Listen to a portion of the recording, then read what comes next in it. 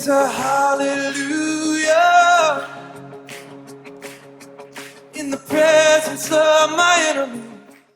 스가랴 4장 6절 7절 말씀 한 목소리로 6절 7절.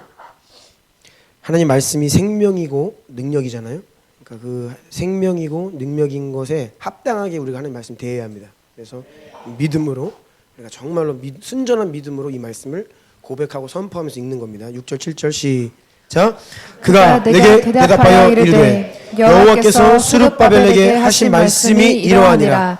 만군의 여호와께서 말씀하시되 이는 힘으로 되지 아니하며 능력으로 되지 아니하고 오직 나의 영으로 되느니라. 큰 산아 내가 무엇이냐. 내가 스룹바벨 앞에서 평지가 되리라. 그가 머릿돌을 내놓을 때에 우리가 외치기를 은총 은총이 그에게 있을지어다 하리라 하셨고. 아멘. 다시 한번 기도드립니다. 존귀하신 주님, 우리의 생명보다 더 귀하신 예수 그리스도께 감사와 찬송과 영광을 올려 드립니다. 하나님께서 우리에게 행하신 일들을 우리가 기억할 때 얼마나 받을 수 없는 은혜를 받았고 정말로 누릴 수 없는 은혜를 누리며 살아가던 저희들임을 고백합니다. 예수님 홀로 영광 받아 주옵소서. 예수님, 우리의 마음이, 우리의 사랑이, 우리의 열정이, 주께서 허락하신 이 생명과 모든 것들이 주님께로부터 온 것이오니 주님께로만 올려지기를 원합니다. 이 일을 위하여 오늘도 우리를 부르사 생명의 말씀으로 깨우치시오니 성령께서 진리의 말씀 중에 힘있게 역사하여 주시옵소서. 우둔한 자의 마음을 지혜롭게 변화시켜 주시옵소서. 영혼이 깨어나고 우리 영적인 눈이 밝아지게 하시고 전심으로 아멘하며 생명의 말씀 앞에 엎드리게 하옵소서. 말씀을 가지고 지키며 순목하며 따를 수 있는 성령의 기적의 역사를 허락하여 주시옵소서. 예수님의 보혈로 이 공간을 덮고 모든 한 영혼 한 영혼을 예수님의 보혈로 덮사오니 어두움은 떠나갈지어다. 우리란들은 떠나갈지어다. 모든 매임들은 예수 이름 앞에 떠나갈지어다. 예수 그리스도의 존귀하신 이름으로 기도드리옵나이다. 아멘, 아멘, 아멘. 우리 주변에 있는 분들께 이렇게 고백합시다. 사랑합니다. 사랑합니다. 네. 네. 그리고 주님께 고백합시다. 주님 사랑합니다. 주님 사랑합니다. 지난 금요일 날 우리가 오살리 기도원에서 더비 연합교회들 철야 집회를 했습니다. 오살리는 한국교회에 기도의 유업이 있는 곳입니다. 그곳에서 수많은 우리 믿음의 선배들이 아무것도 기대될 것이 없어서 주님께 나아가 금식하고 밤을 지새고 부르짖어 기도하며 놀라운 성령의 역사가 그런 유업이 있는 곳입니다.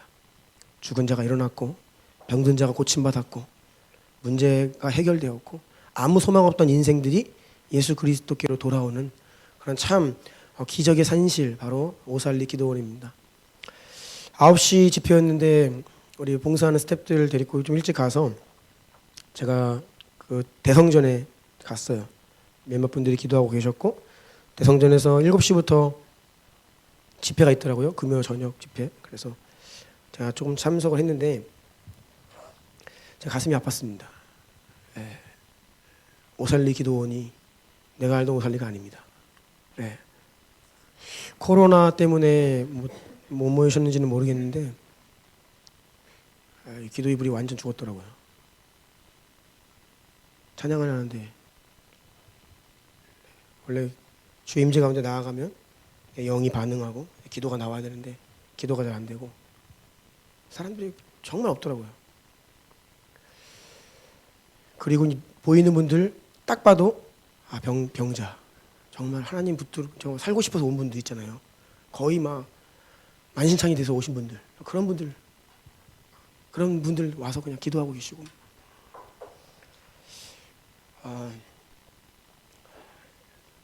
그래도 유업이 있는 그곳에서 우리 많은 교회들이 모였습니다. 우리 지하 할렐루야 성전에서 이제 9시부터 이제 예배를 시작했는데, 시작하기도 전에 이 손환하게 고성준 목사님이 나오셔서 기도하자고 하셨죠. 우리 기도하면서 시작하자고. 그래서 거기서 주여 이제 부르면서 이제 기도를 시작했는데, 제가 주여 한번 부르는데 성령님이 임하셨습니다. 네. 그래서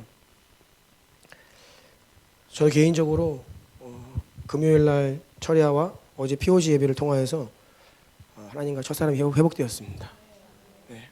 내 안에 그 16년 전에 내가 정말 주님 은혜 모르고 살다가 처음으로 주님 사랑이 얼마나 위대하고 대단한지, 나 같은 죄인을 주님 용서하시고 용납하시는 그 십자가의 사랑을 처음 경험할 때 내가 흘렸던 그 감격의 눈물을 하나님이 그냥 주여 한마디 하는데 그냥 임하시더라고요. 그래서 참 어제 그제 많이 울었습니다. 많이 울고, 어떤 생각이 들었냐면, 하나님이 지금 이 시대에서 찾고 계시구나. 네. 나라 민족을 위해서 주의 몸된 교회가 연합하여서 밤을 지새면서 그냥 주님 부르짖는 그 자리, 그 시간, 그 모여있는 교회들을 하나님 기다리신 것 같아요. 시작도 안 했는데 주여 부르는데 그냥 하나님 성령님이 임하시더라고요. 그래서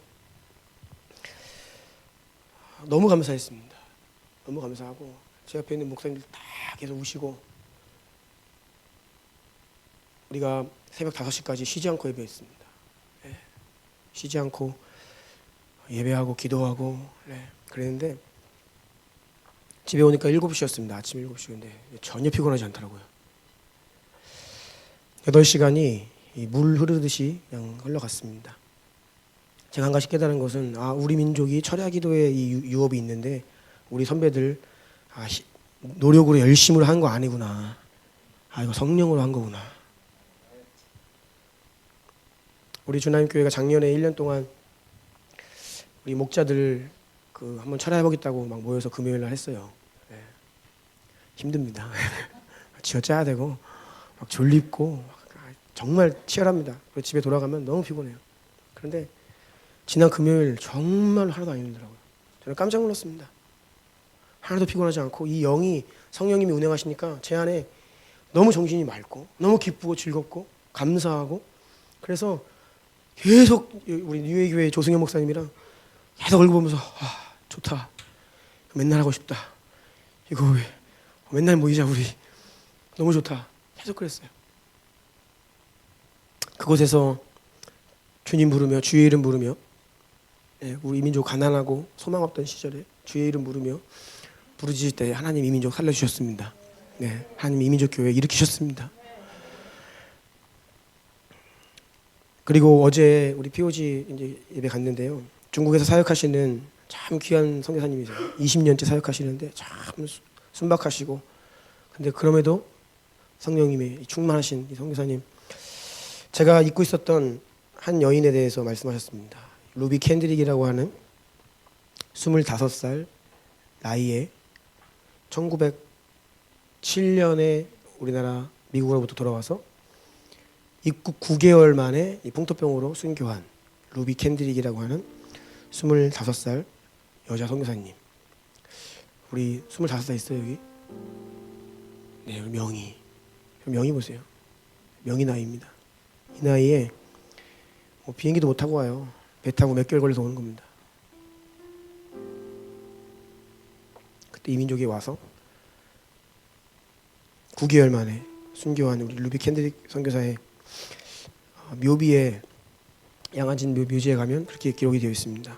만약 나에게 누군가에게 줄 생명이 1000개가 있다면 이 모든 것이 조선의 것이다. 그 예수님의 사랑을 경험한 자가 그 생명이 오니까 이 생명이 자기 게 아닌 거예요. 그 생명을 가지고 이 생명이 필요한 자들에게 온 거죠.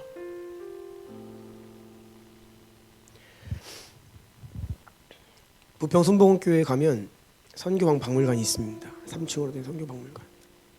거기 가면 한 큰 둥근 홀이 있어요. 큽니다. 근데 그 홀 벽에 사람들의 이름이 자그맣게 기록이 되어 있는데 그 홀 전체에 기록이 되어 있어요. 이름이. 그게 뭐냐? 우리 조선 땅을 섬겼던 선교사들의 명단입니다. 선교사님, 그리고 아내, 자녀들.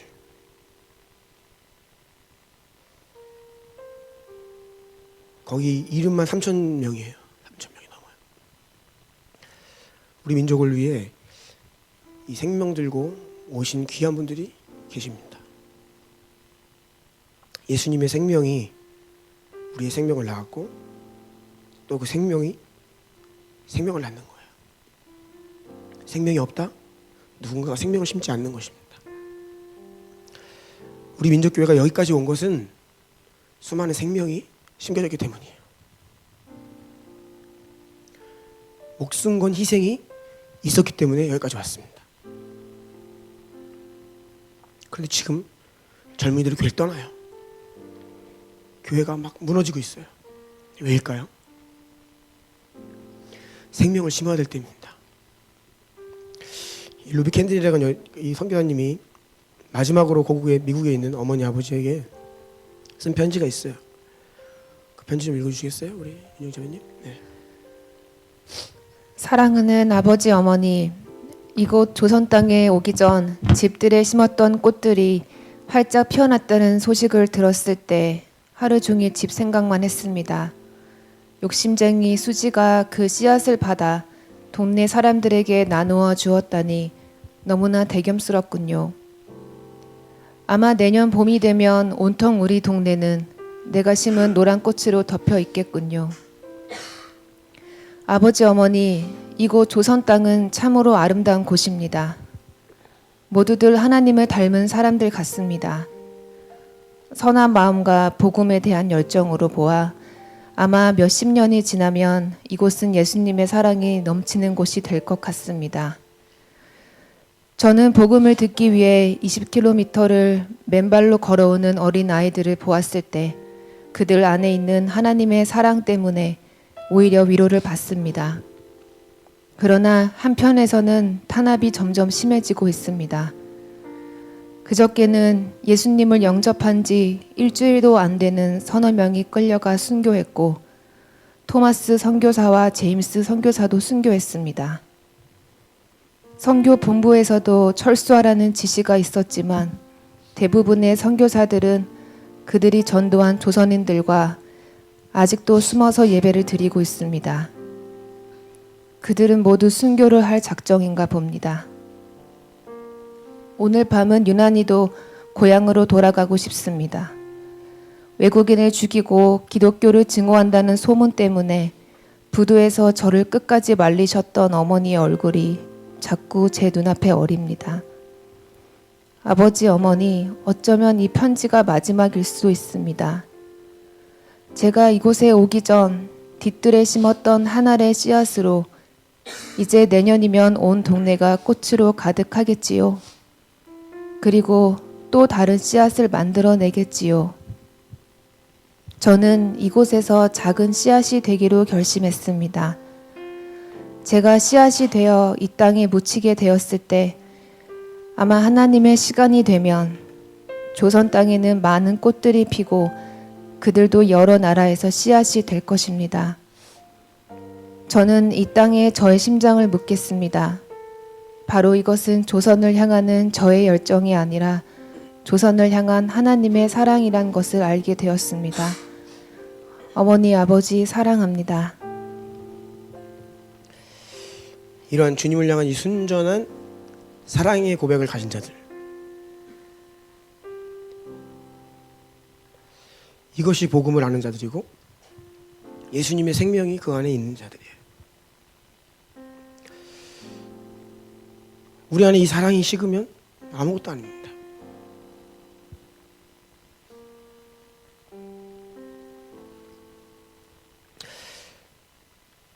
그냥 이 순수한 주님 사랑 가지고 목숨 드리고 이 순수한 사랑 가지고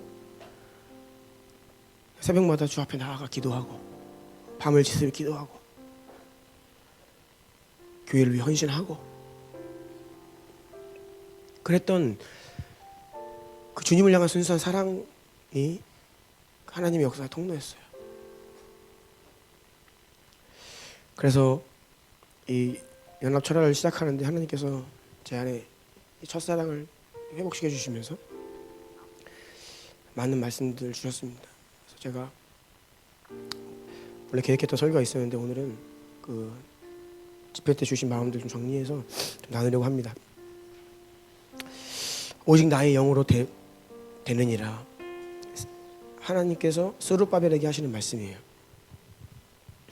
만군의 여호와께서 말씀하실 때 이는 힘으로 아니고 능으로 되지 아니하고 오직 나의 영으로 되느니라. 바벨론 포로 생활하던 유대인들이 이제는 귀환해서 하나님 나라의 재건을 위해 성전을 재건축해야 됩니다. 그 사명을 총독 스룹바벨이 받았어요. 그런데 스룹바벨 앞에 너무나 많은 난관과 장애물들이 있었습니다. 그것은 스룹바벨 스스로의 힘과 능력으로는 감당할 수 없는 것이었어요.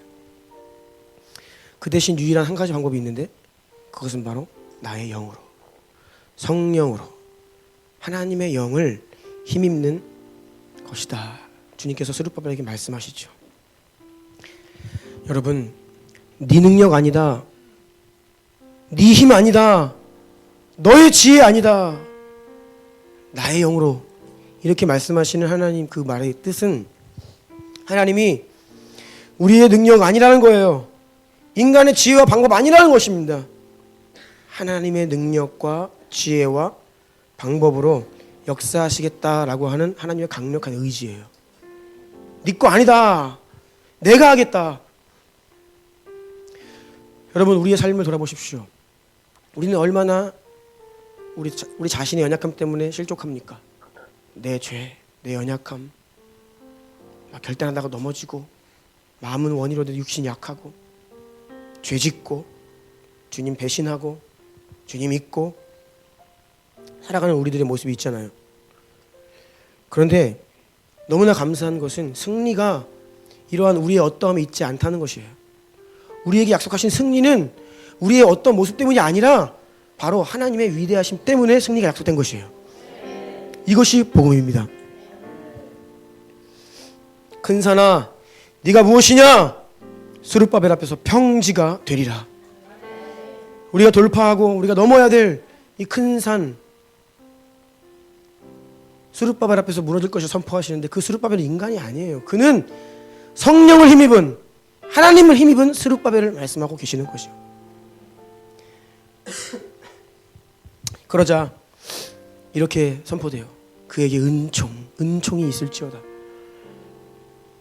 여러분 가슴에 한번 손 얹어보세요. 이렇게 고백해보세요. 나는 은혜를 입은 자입니다. 나는 은혜를 입은 자입니다. 아멘. 여러분, 은혜가 뭡니까? 내가 원래 받을 수 없는 거 받은 게 은혜예요. 내가 볼 수 없는 것을 보고 있는 게 은혜고, 내가 들을 수 없는 것을 듣고 있는 것이 은혜입니다. 아멘. 하나님 백성들은 이런 은혜의 사람들이에요. 여러분, 이 자리에 있는 것을 가볍게 여기지 마세요. 우리가 받을 수 없는 복음을, 자격 없는 우리가 은혜로 복음을 받고 알았기 때문에 이 자리에 있는 것입니다. 우리 믿음의 선배들이 왜 주의를 구별하여서 거룩한 안식일을 지켜야 한다, 왜 그랬습니까? 율법주의입니까? 아니에요. 은혜를 사모했어요. 은혜 없이는 살 수 없는 존재라는 것을 알았습니다. 그래서 하루를 구별하여서 은혜 받는 거예요. 다 이제는 율법화되고 이제는 문서화돼버린 이 교회의 헌법 같은 데 보면 주일 규정에 보면요, 예배드리고 남는 시간에 기도하고 오직 주님만을 위해 힘써라. 왜요? 우리가 은혜 없이 살 수 없는 자라는 거예요. 여러분, 우리가 지금 은혜의 자리에 와 있습니다. 아멘. 나아갈 수 없는 하나님께 은혜를 힘입어서 나아가고 있어요. 하나님을 아버지라 부르며 기도하고 있어요. 들을 수 없는 생명의 말씀을 듣고 있어요. 이게 우리에게 은혜입니다. 그런데 이 은혜를 모르고 살아가는 사람 너무 많아요. 형식적으로 오고 예배드려도 은혜 모르고 하나님 사랑 모르고. 여러분 주일날 교회 와서 은혜 받아야지 어디서 은혜 받으실 거예요?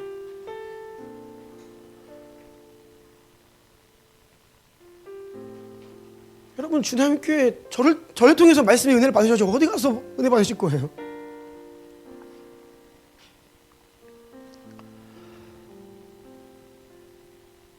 우리는 은혜 없으면 아무것도 아닙니다. 은혜로 그 날 향한 주의 사랑이 내 영을 터치하고 그 생명이 내 안에 실제가 되어 올 때 진짜 고백이 들릴 수 있는 거예요. 예수님 나의 주인이십니다. 나의 생명입니다.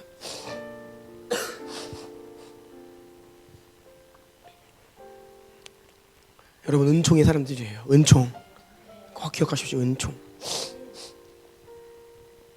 근데 하나님께서 내 영으로 하겠다, 내 방법대로 하겠다라고 했죠. 성경에 하나님의 방법이 있어요. 성경에 계시된 하나님 방법 놀랍습니다. 하나님의 능력과 하나님의 지혜와 방법은 우리의 수준을 넘어서요. 너무나 위대합니다. 최초로 선포된 창세기 3장 15절 원시복음이라고 하죠. 최초의 복음입니다. 내가 너로 여자와 원수가 되게 하고 내 후손도 여자의 후손과 원수가 되게 하리니 여자의 후손은 내 머리를 상하게 할 것이요 너는 그의 발꿈치를 상하게 할 것이니라 하시고, 이 한 구절의 말씀이 선포되었습니다. 그런데 이 말씀을 보면 뱀은 사탄이에요. 여자의 후손은 예수 그리스도이십니다. 뱀이 예수님 죽이려고 뒤꿈치를 물어요. 발꿈치를 뭅니다. 이스라엘 광야에 사는 불뱀은 강력한 독을 가졌어요. 물리면 죽습니다. 뱀이 사람의 발을 물었다. 이거는 사람 죽이겠다고 작정한 거죠. 물리면 죽습니다. 그래서 이 사탄이 예수님을 죽이려고 온 힘을 다해 문다는 거예요. 그런데 예수님의 발꿈치만 상하고 오히려 그 원수가 머리가 짓밟힘을 당한다라는 예언입니다. 약속이죠. 이 예언은 십자가 위에서 문자 그대로 정확히 성취되었습니다. 예수님이 하나님의 아들이 성육신하여 왕으로 이 땅에 오셨어요. 사람들이 열광합니다. 메시아요, 그리스도요. 왕입니다. 왕. 그러니까 사탄의 왕국이 비상이 걸린 거예요. 내가 왕 노릇하고 있는데 왕이 왔어? 하나님의 아들이야? 죽여야겠다. 왜요? 왕을 죽이면 자기가 평생 왕 노릇하니까. 그래서 당시에 이스라엘 최고의 권력이었던 공회원들을 충동질하고 세계 패권을 쥐고 있던 로마의 권세를 힘입어서 결국 예수님을 십자가 위에 못 박아 죽입니다.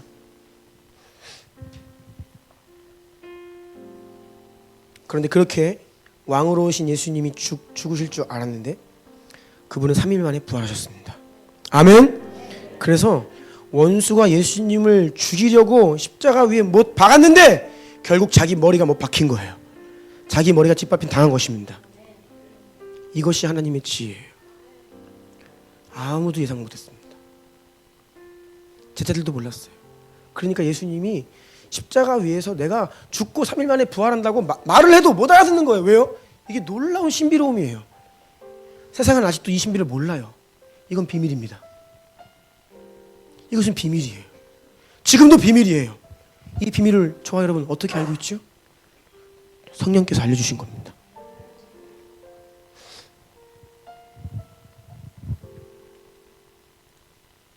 하나님은 늘 이 방식으로 역사하십니다.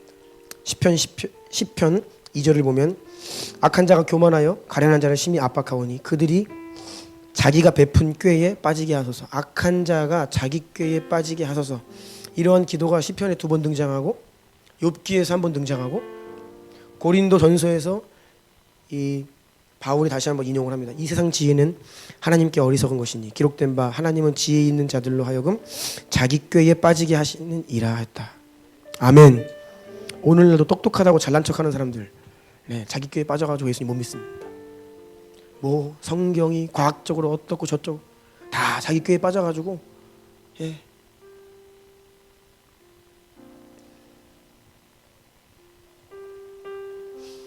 원수는요 언제나 교회를 쓰러뜨리려고 성도들을 어떻게 하면 죽일까 막 고민하고 전략을 짜고 난리예요. 할 수 있는 것들 다 총동원해서 압박해 오는 것입니다. 그러면 자기가 이길 줄 알죠. 그런데 하나님은 너무나 놀라우신 신비로 그 사탄의 공격을 바꾸셔서 오히려 지게 만든다는 거예요. 이게 성경을 보면요 늘 그런 이야기입니다. 어제 POG 예배 갔는데 제가 더 이 철회 때 이만 받고 POG 예배 딱 갔는데 목사 설교가 이 설교였어요. 빌립보서 1장. 내가 갇힌 것은 도리어 복음 전파의 진전이 된 줄로 압니다. 사도 바울이 성령을 받고 말씀으로 충만하여서 가는 곳마다 귀신 쫓고 병든 자 고치고 교회 개척하고 이 말이 됩니까? 일주일 만에 교회 개척하고 떠나요. 그러면 그 도시에 교회가 세워집니다. 그렇게 소아시아 유럽을 누비며 다녔어요. 그러니까 사탄이 막 이거 어떻게 해야 되나 난리가 난 거예요. 사도 바울 한 사람 살려놓으면 큰일 났다. 잡아야 된다. 그래서 결국 사도 바울도 잡잖아요. 로마의 힘을 빌어서 잡아요. 옥에 가둬놓습니다. 그 복음 전하는 발을 묶어버리는 거예요. 더 이상 복음 못 전하겠지. 사도 바울이 더 이상 방문 못하면 교회들 무너지겠지. 자기 방법대로 되는지 알았어요. 그런데 이 옥에 사도 바울이 딱 갇히니까 무슨 일이 벌어집니까? 성경 말씀이 쓰여져요. 전 인류를 구원하는 이 신약의 서신 가장 큰 부분의 이 바울 서신이 그 감옥에서 써지는 거예요. 놀라운 역사가 일어나는 것입니다. 그러니까 하나님은 언제나 사탄이 아무리 자기 지혜와 능력을 총동원하여서 하나님 나라를 대적하고 공격하여도 하나님은 네 꾀에 빠져라. 자충수가 되게 해요. 이게 하나님의 신비로움입니다. 믿으십니까? 네. 성도들에게 이 믿음이 있어야 합니다. 특히 말씀을 살아가는 성도들에게.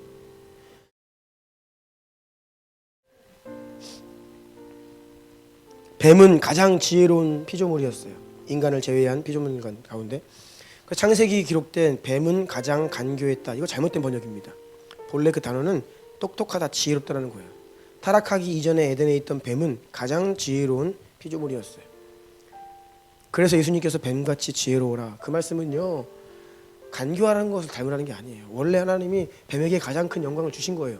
피조물들, 그 인간을 제외한 동물들 가운데 똑똑했습니다. 그런데 사탄이 장난을 쳐서 그 가장 지혜로운 자기 지혜를 하나님을 대적하는 데 사용하죠. 그래서 짓밟힌 당하는 것입니다.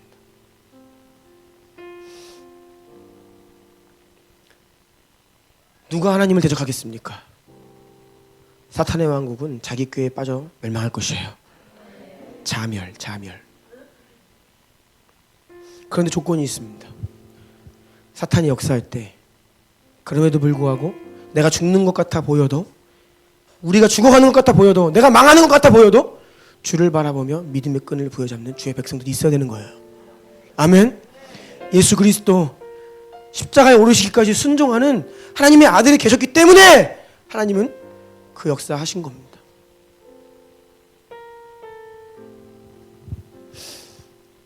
그래서 제가 금요일 아침에 이 에스더를 다 읽고 갔는데요. 섭리죠. 제 읽는 본문이었습니다. 에스더를 읽고 묵상하고 철야갔는데 이 철야하면서 이 에스더가 정리가 됐어요. 제 안에서. 계시록으로. 에스더가 와 이게 계시록이구나. 이 마지막 때를 향한 성도들에게 주신 계시구나. 그것을 제가 짧게 좀 정리해서 나누려고 합니다. 큰 3번입니다. 에스더는 마지막 시대를 이겨내 교회를 향한 계시다. 아하수에로 왕 크세르크세스, 강력한 통치하던 왕이었습니다. 절대 권력을 누렸고 무자비한 왕이었어요. 사람 엄청 죽였습니다.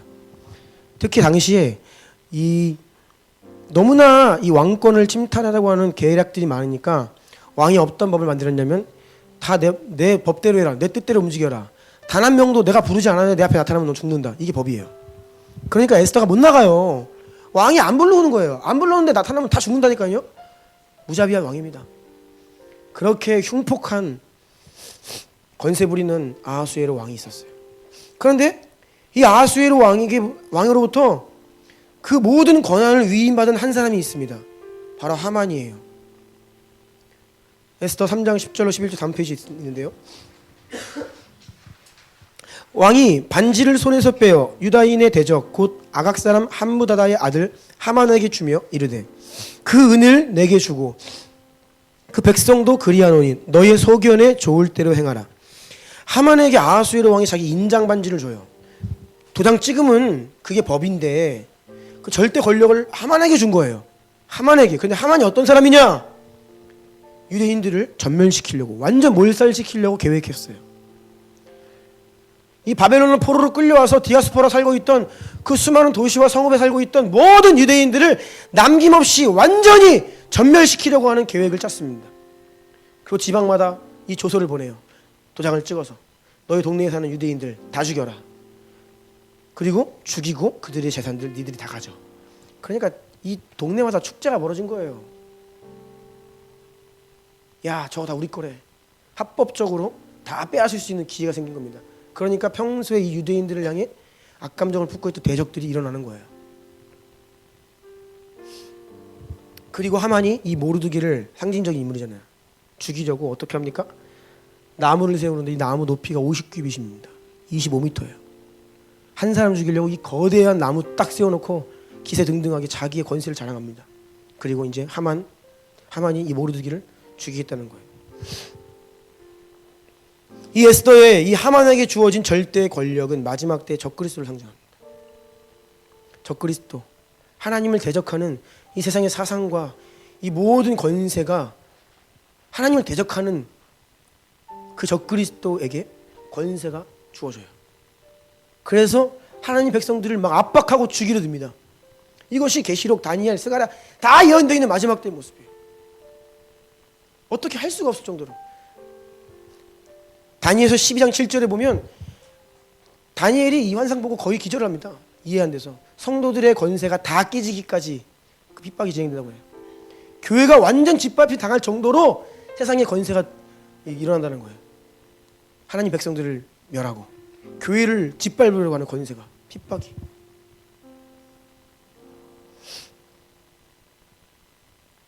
하지만 여러분 결론을 아시잖아요. 에스더, 모르드게 어떻게 됩니까? 하만이 모르드게를 죽이려고 세웠던 그 25m 거대한 나무에 누가 달려요? 하만이 달려요. 아멘. 이게 하나님의 지혜입니다. 자기 꾀에 빠지죠. 자기 꾀로 자기 권세 부리면서 주의 백성들을 멸하게 하려 하고 교회를 죽이려고 했던 그 꾀에 자기가 심판받는 거예요. 이게 말세 시나리오입니다. 그리고 지방마다 이제 이 유대인들을 죽이려 했던 사람들이 있는데 반대가 되어서 유대인들이 오히려 그들을 죽이게 되죠. 원수를 갚게 됩니다. 여러분, 오늘날 세상이 거세집니다. 마지막 때의 교회와 성도들을 향한 사탄의 도전과 공격은 거세지고 있어요. 그런데 우리가 믿어야 될 것 한 가지는 하나님의 지혜로 인해, 하나님의 방법으로 인해 사탄은 자신의 정체를 다 드러내고 심판받게 된다. 이것을 믿으셔야 됩니다. 왜 우리가 핍박을 받냐면요, 마지막 때에 왜 적그리스도의 세력에게 권세가 넘어가고 교회가 왜 핍박을 받냐면, 왜 우리나라도 교회가 이제 어려워지냐, 앞으로 더 어려워집니다. 계속 어려워지는 이유는 두 가지입니다. 첫 번째, 하만에게 권세가 가서 하만이 지방 모든 사람들에게 조서를 보냈잖아요. 너희 마을에 사는 유대인들 다 죽이고 그 재산 니들 가져라. 그러니까 이러한 핍박의 때가 오니까 무엇이 드러나냐면 이 적군의 세력이 명백히 드러납니다. 교회를 멸하려 하고 교회를 무너뜨리려고 하는 이 사탄의 정체가 더 명백히 드러나는 거예요. 그래서 하나님께서 그 명백하게 드러내시는 그 세력들을, 사탄의 진영을 심판주로 재림하시는 거예요. 두 번째, 왜 허락하시냐? 여러분 생각해 보세요. 지금 법이 발표되었습니다. D-Day예요. 이제 뭐 내일 모레면 내가 유대인이라는 이름으로 죽을 수 있어요. 합법적으로. 죽임당해. 나, 사랑하는 아내, 부모님, 우리 애들 이유 없이 비참하게 학살당할 위기에 처했습니다. 이 D-Day가 다가와요. 그때에 이런 사람 등장합니다. 나 유대인 아니에요. 나 사실은 유대인인 척 했는데 나 사실은 핏줄이 정통 유대인 아닙니다. 나 이제 회당 안 갈 거예요. 그러면서 스글그머니 빠져나가는 사람들이 생기겠죠. 진짜 하나님 백성들이 갈려져요. 핍박의 때. 여러분 이제 앞으로는 진짜와 가짜가 갈린다. 교회 안에 진짜만이 머물게 돼요. 지금 중국 교회 그랬습니다. 그 선교사님 말씀 들었는데요. 그리고 우리 연합 모임 안에 있는 목사님들 가운데 실제로 중국에 사역하시는 분들이 카톡방에 들어와 있습니다. 그 소식을 실시간으로 전해줘요. 지금 뭐 이 내용이 얼마나 신빙성이 있는지 모르겠지만 최소한 이 지금 코로나 이 사태 숫자가 한 30배 이상이다. 그렇게 얘기를 해요. 다 이거 조작된 수치다.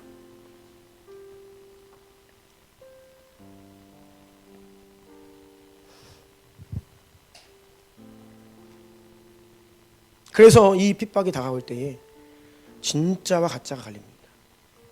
지금 교회 떠나잖아요. 네. 가짜들은 떠나게 돼 있습니다. 세상이 교회를 비난해서요. 나는 예수님을 사랑하는데 교회는 싫어요? 웃기는 소리입니다. 말도 안 되는 소리예요. 교회는 그런 것이 아닙니다. 앞으로 더 떠날 겁니다. 진짜들만 남아있을 거예요. 왜요? 핍박이 강력해지기 때문에. 그러면 누가 빛에 속해 있고 누가 어두움에 속해 있는지가 극명하게 드러납니다. 그래서 예수 그리스도께서 심판주로 다시 이 땅에 임하실 때에 빛 가운데 머무르며 인내하고 순교를 각오했던 주의 백성들은 부활의 영광을 얻게 되는 것이고, 그 어두움에 빌붙어가지고 먹고 사는 거 좀 해보려고 그 적그리스도의 그 통치 가운데 들어가서 타협하고 예수님 부인하고 살았던 심판 받는 거예요.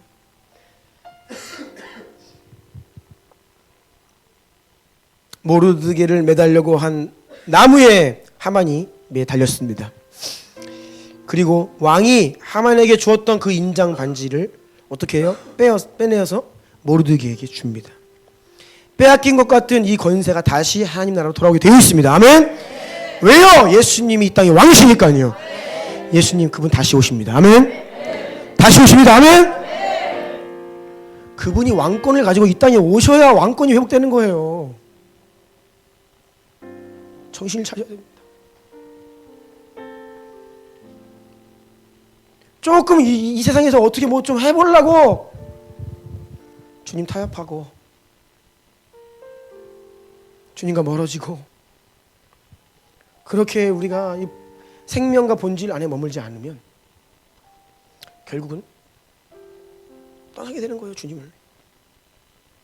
예수님은 계속 경고하십니다. 정신을 차리고 깨어 기도하라. 이 모든 일들을 너희가 능히 피하기 위하여 깨어 기도하라. 모이기를 파는 어떤 사람들의 습관과 같이 하지 말고 더욱 가까이요. 그날이 가까워질수록 더욱 그리하라. 서로 권면하고 기도하고.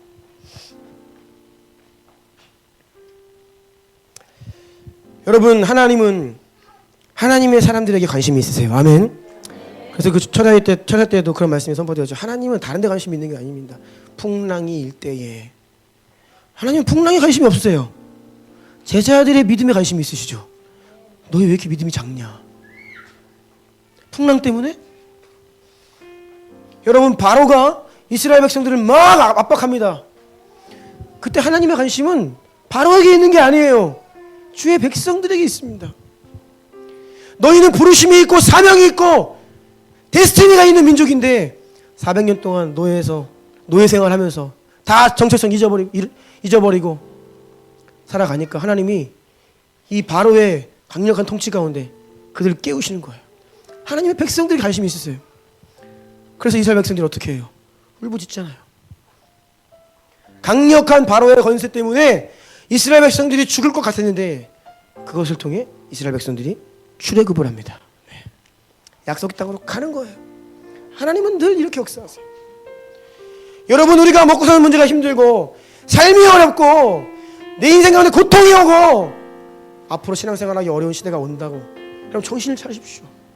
하나님은 이 가운데 여러분의 관심이 있으세요. 내 자녀들아, 내 백성들아, 너희 믿음이 어디 있냐? 풍랑이 두렵냐?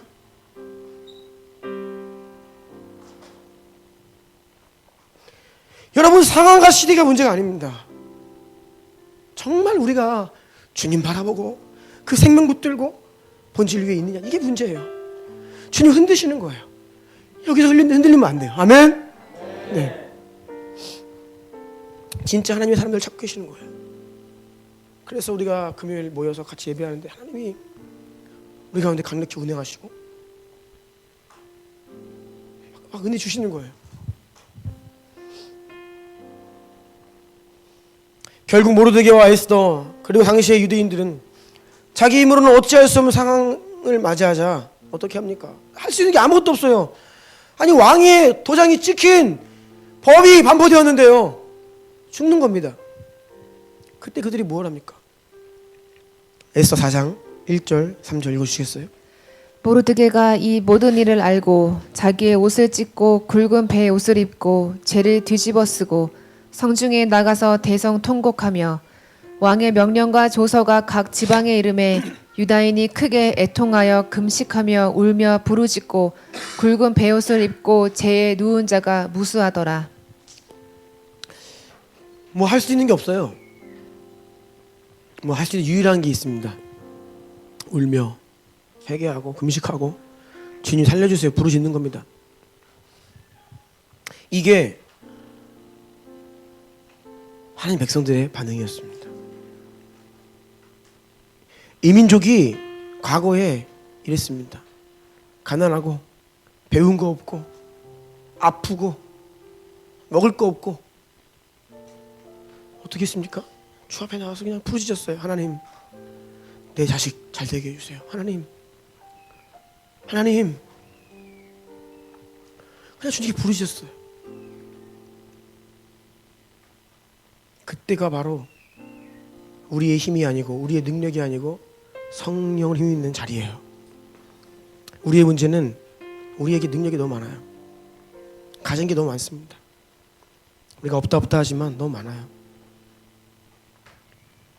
힘들다 하지만 너무 많이 누리고 살아요. 그래서 세상이 우리를 옥죄어서 우리가 힘들어 보이지만 사실 우리의 마음이 부유해요. 주님을 찾지 않아요.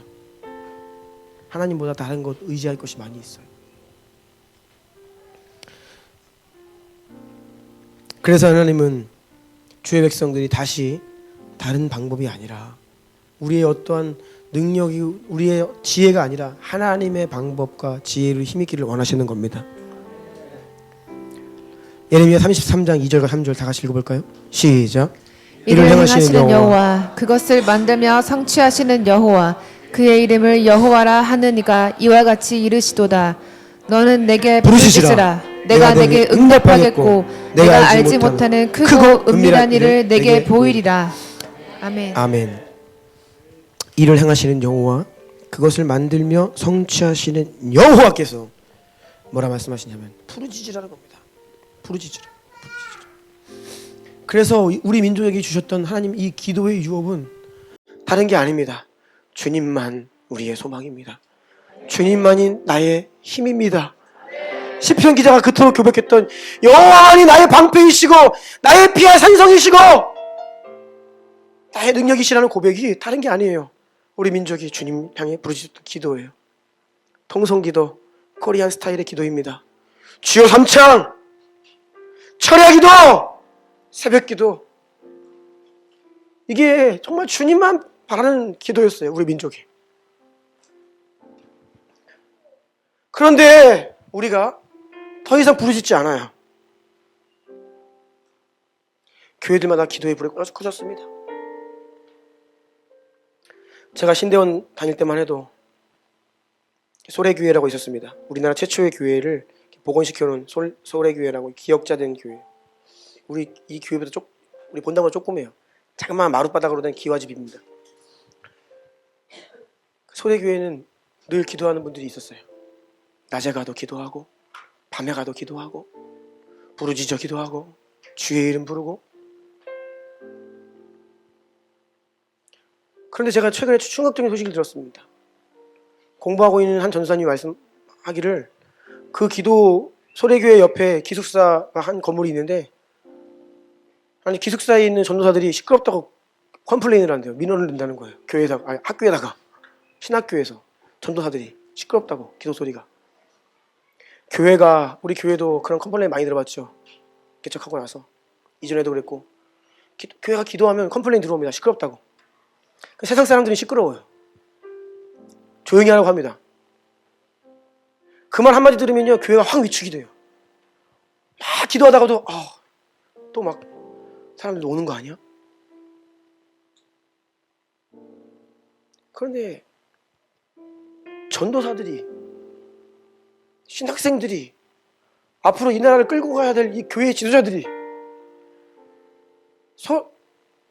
신학대학원에서 기도하라고 구별해놓은 곳에서 기도 소리 들린다고 조용히 하라고. 이게 말이 돼요? 완전 인본주의에 빠져가지고 기도 못하게 하고. 여러분, 부르짖어 기도하는 것은 이게 형식이 아닙니다. 여러분 잠잠히 기도해보세요. 깊이 못 갑니다. 우리의 영이요, 부르짖어 기도할 때에, 우리의 속사람이 주 앞에 탄식하며 부르짖어 기도할 때에 주님을 경험하고 신비한 체험을 하고 우리가 성령의 임재 가운데로 들어가고 기도의 문이 열리고 할 수 있는 것이죠. 신대원에 채플이 있어요. 채플 딱 끝나면 점심시간이니까 밥 먹으러 가는데, 그 큰 예배당에 몇몇 사람들이 남아서 기도를 합니다. 그래도 기도해요. 남아서. 그 남아있는 분들이 기도하면 또 피아노 칠 수 있는 자매님 또 가서 기도 잘 하라고 앞에 가서 또 피아노 반주 막 해줘요. 그 몇 명 남아서 기도하는 거예요. 저도 개척을 앞두고 마지막 학기 때 참 그렇게 기도 많이 했습니다.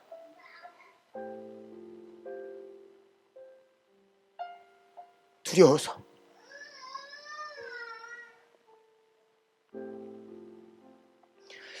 근데 지금 그렇게 끝나고서 기도 막 통통 기도하면 누가 온대요. 조용히 기도하세요. 혼자 기도하는 거 아니잖아요. 어디서요? 신대원에서. 이런 세상이 오고 있습니다. 여러분, 하나님은 우리에게 부르짖어 기도하라고 하고요, 부르짖는 사람들이 뭐 자기 목소리 크다 자랑하는 거 아니에요. 정말 주님, 내가 주님 더 원하고 주님 힘 있기를 원하고 주님 없이는 살 수 없습니다. 이 고백입니다. 아멘. 근데 세상도 아니고 교회가 못하게 해요. 그러니까 교회들 보십시오. 기도가 다 죽었습니다. 조용해요. 이 불씨가 살아있는 교회가 거의 없습니다. 제가 오살리 가서 너무 슬펐어요. 야, 오살리 기도원이 이런데 진짜 한국교회 말 다 했다. 주님은 부르짖으라고 하고 너희가 부르짖으면 내가 응답하겠다고 말씀하세요.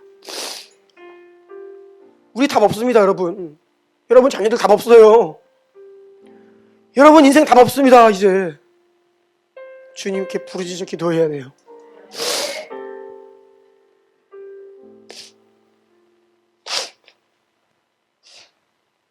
주님께서 부르짖으면 내가 일하겠다. 이게 바로 너의 힘이 아니고 능력이 아니고 나의 영으로 한다라고 하시는 말씀이에요.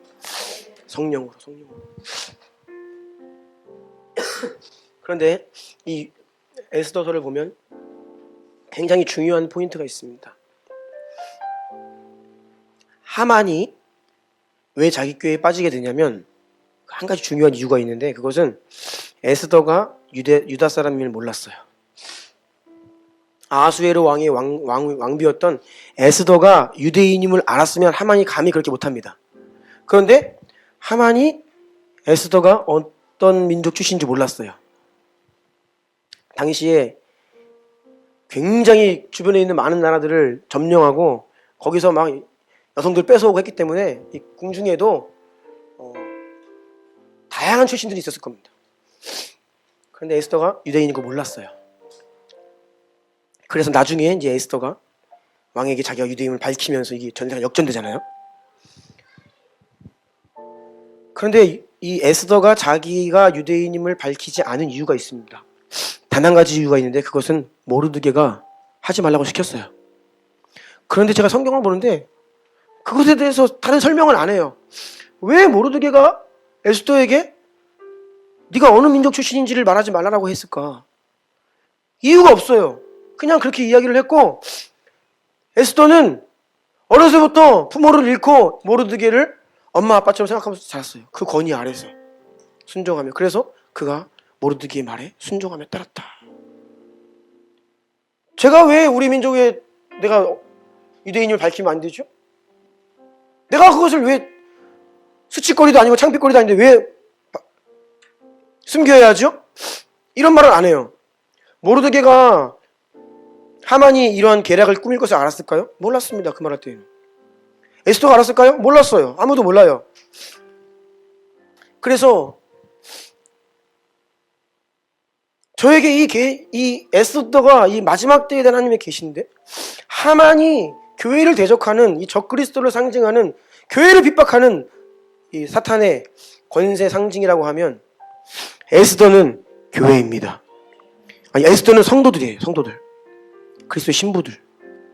그리고 모르드게가 교회예요. 교회는 성도들의 어머니.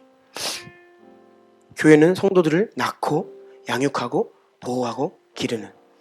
그래서 이 에스더가 이 모르드게의 말에 순종한 그 두 가지 사실, 한 가지 사실 때문에 에스더 2장 10절과 20절에 그렇게 그래서 이 눈을 가지고 보니까 이게 보여요. 아, 이게 비밀이었구나. 에스더가 자기 민족과 종족을 말하지 아니하니 이는 모르드게가 명령하여 말하지 말라 하였습니다. 에스더는 모르드게가 명령한 대로 그 종족과 민족을 말하지 아니하니 그가 모르드게의 명령을 양육받을 때와 같이 따름이더라. 모르드게 없이는 에스더가 없습니다. 그렇죠?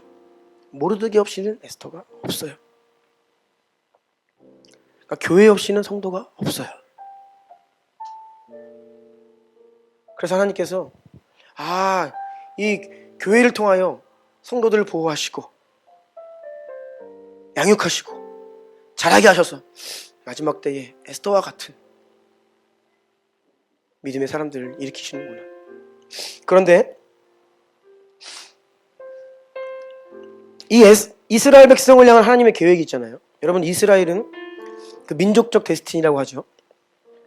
우리가 지난 금요일도 우리 대한민국의 데스티니를 놓고 기도 많이 했습니다. 우리 주나인 성도님들은 다 아실 거예요. 우리 대한민국 데스티니 다른 건 아닙니다. 제사장 국가, 선교 한국입니다. 동방의 예루살렘. 네. 그래서 굉장히 문화적으로나 여러 가지 것들로 유대인들과 거의 비슷한 부분이 많아요. 하나님이 조선 땅에 행했던 역사를 보면 이 민족 선교하시겠다고 작정하시고 은혜 부어주신 겁니다. 작정하시고 은혜 부어주셨어요. 이것이 우리나라의 이 민족의 데스티니입니다. 유대인들에게 데스티니가 있잖아요. 근데 여러분, 유대인들의 데스티니는 이 땅 가운데 존재하는 24,000개의 종족 중에 한 종족이 아닙니다. 그렇게 취급하면 안 돼요. 성경은요, 유대인과 이방인이라고 모든 이방인들과 유대인을 이렇게 같이 올려놔요. 이방인의 때가 차면 유대인이 돌아온다. 유대인은요, 굉장히 고귀한 데스티니가 있습니다. 지금 막 이스라엘 가서 기도하고 그런 분들 다른 게 아닙니다. 여러 종족 중에 한 종족 선교하러 간 게 아니에요. 이스라엘이라고 하는 그 나라의 이 데스티니 때문에 간 거예요. 부르심을 이루기 위해서.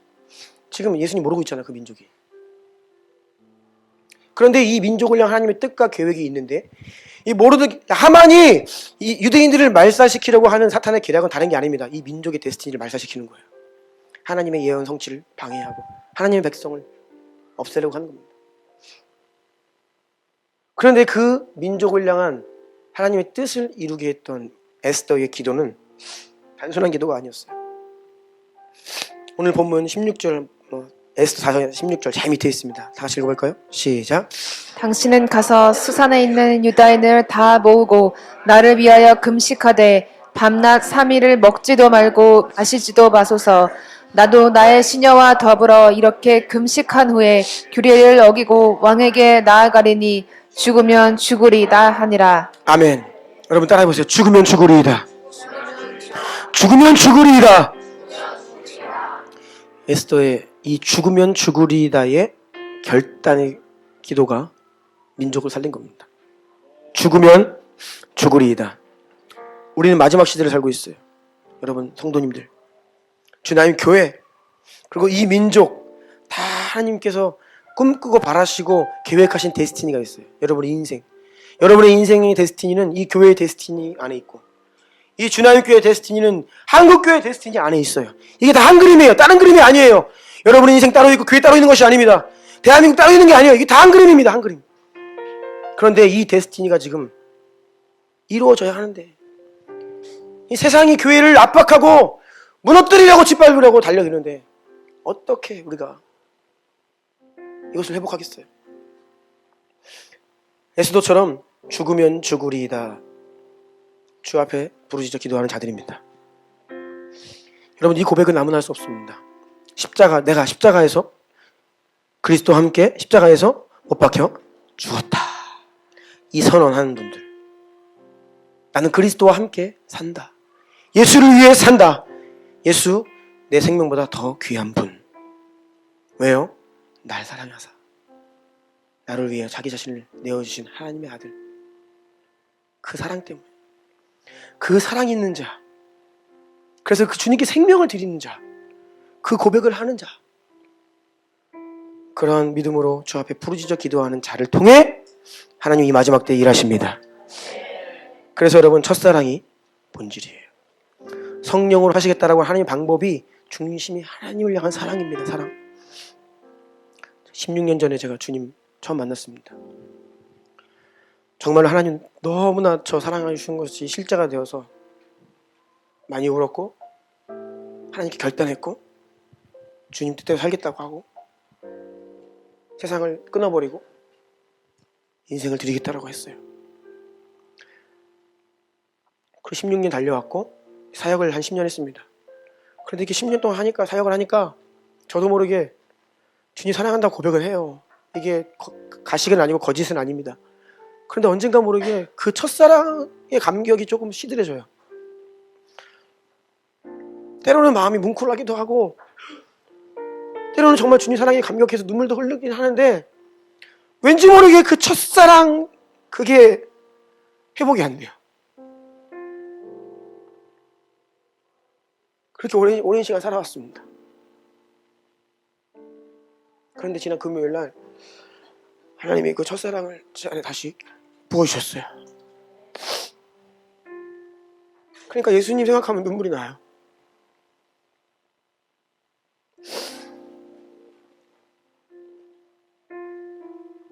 여러분, 인생이 복잡하세요? 주님 사랑을 떠났기 때문에 그래요. 그 생명이, 그 사랑이 내 안에 회복되니까 인생이 심플해요. 뭐 사역이 뭐 없어요. 그냥 주님 사랑하고 주의 뜻을 위해 몸된 교회를 위해 그냥 나를 드리는 거예요. 뭐 다른 거 있습니까? 근데 이거 없이 다른 것만 많은 거예요. 지금 본질 없이 껍데기만 많은 거예요. 형식만 많고, 인생이 복잡하고, 교회가 복잡하고. 여러분, 마음과 생각과 인생이 심플해야 됩니다. 그것은 다른 게 아니라 하나님의 사랑이 와야 돼요. 생명이 와야 됩니다. 본질 위에 서면 오직 예수 실제가 되는 것이에요. 말은 오직 예수인데 왜 다른 게 이렇게 많냐고요, 우리 안에.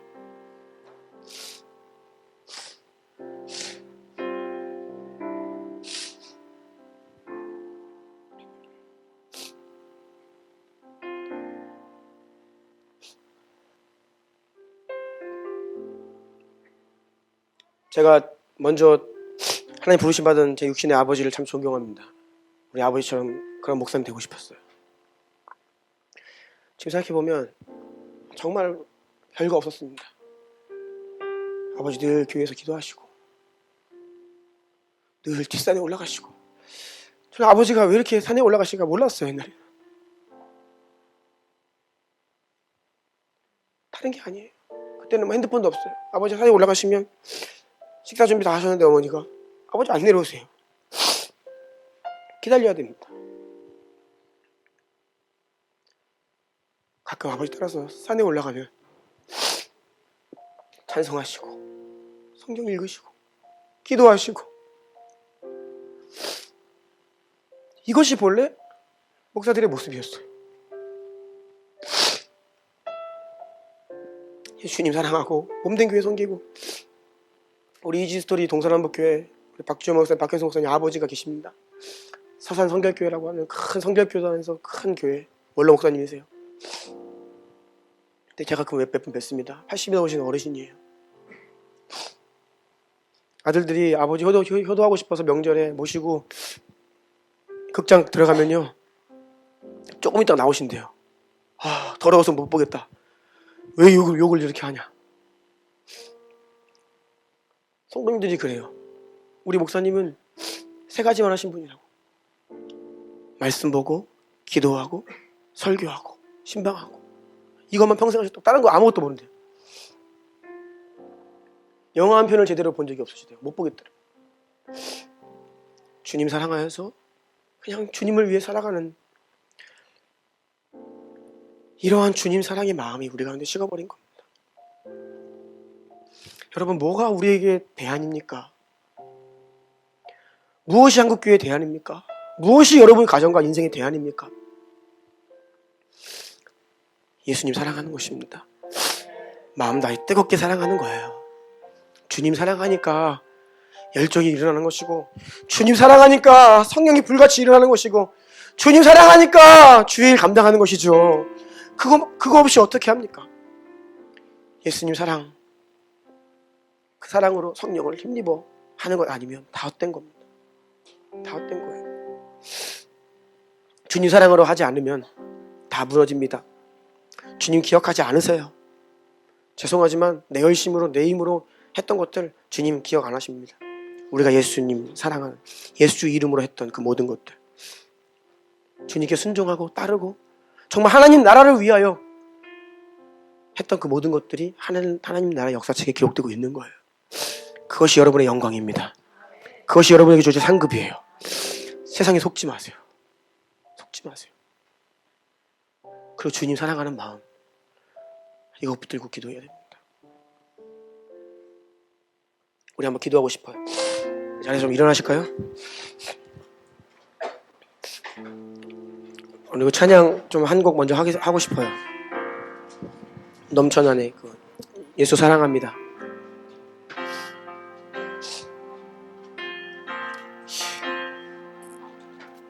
이 찬양은 그 일본 찬양입니다. 여러분, 제가 지난번 작년에 오이타 갔더니 그쪽에 그 일본은 초대교회 이후로 가장 많은 순교자들을 배출한 나라입니다. 그거 아십니까? 일본에 엄청난 부흥이 있었는데 이 막부 시대, 메이지 유신 시대에 완전히 기독교 씨를 말렸어요. 다 죽였습니다. 집단 무덤들이 막 있어요. 핍박을 이겨내면서 지금 일본 교회가 버티고 있는데, 그래서 저는 이 일본 성도님들이 부르는 찬양을 들으면 그런 주님을 향한 사랑이 느껴져요.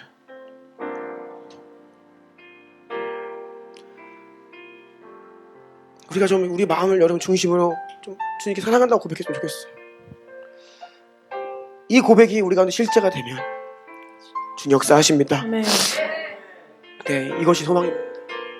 같이 한번 고백해볼까요?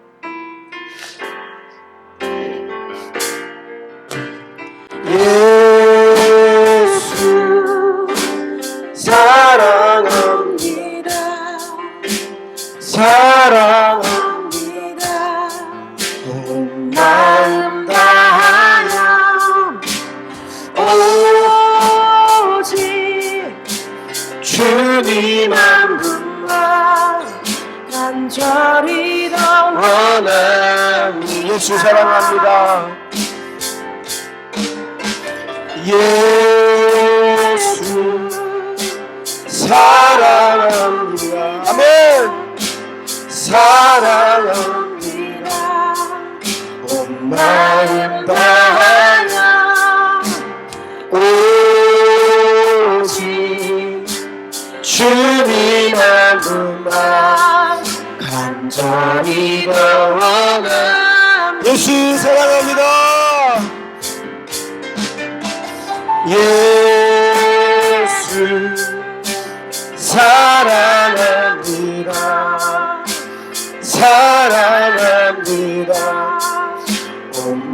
마음 다하여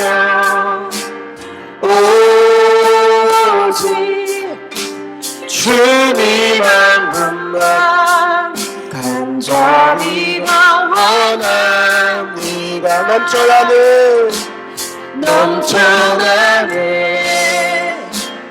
넘쳐나네 주를 향한 내 속에 갈망이 주님께로 나를 끌어주소서. 주님을 더 원하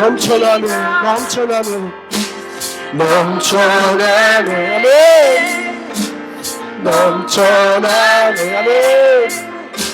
주를 향한 내 속에 갈망이 주님께로 나를 끌어주소서. 주님을 더 원합니다. 여러분, 예수님 사랑하는 것이 정말 가장 중심입니다. 첫 계명이 무엇입니까? 마음, 뜻을, 힘을 다하여 주 너의 하나님을 사랑하라. 마음과 생명을 다하여 예수님 사랑하라는 겁니다. 난 주님의 것이고 죽으면 죽으리이다 고백이 우리가 회복되어야 합니다. 여러분, 이거 없으면 우리 선교 못합니다. 이거 없으면 주의 오실 예비할 수 없어요. 주님 사랑이 필요합니다. 이 가운데 첫사랑의 회복을 여러분 기도하시고, 또 아직 주님 사랑을 잘 모르는 분들 주의 사랑 알려주십시오. 부르짖어 기도하세요. 주님 만나주십니다.